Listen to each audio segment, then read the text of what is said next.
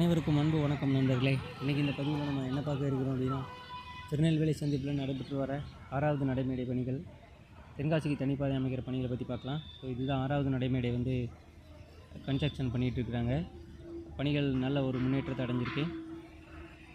அது மட்டும் இல்லாமல் பார்த்திங்க அப்படின்னா, தென்காசிக்கு தனிப்பாதை அமைக்கிறதும் பார்த்திங்கன்னா ஒரு 500 மீட்டர் தூரத்தில் இருந்து ட்ராக் ஆரம்பித்து ஸோ தென்காசிக்கு பிரிகிற அந்த பகுதி வரைக்கும் நிப்பாட்டி வச்சுருக்குறாங்க. பணிகள் சீரான விதத்தில் நடைபெற்று வருது. இப்போ ஒரு நல்ல முன்னேற்றம் அப்படின்னு பார்த்தீங்கன்னா, நீங்கள் ஃப்ரண்ட்டில் பார்த்துருப்பீங்க, பழைய பெயிண்ட்டே வந்து ரீபெயிண்டிங் பண்ணியிருக்காங்க. ஸோ நல்லா இருக்குது. அதை தொடர்ந்து பார்த்திங்கன்னா ஸ்டேஷனுக்குள்ளேயும் பல இடங்களில் பெயிண்டிங் பண்ணியிருக்காங்க.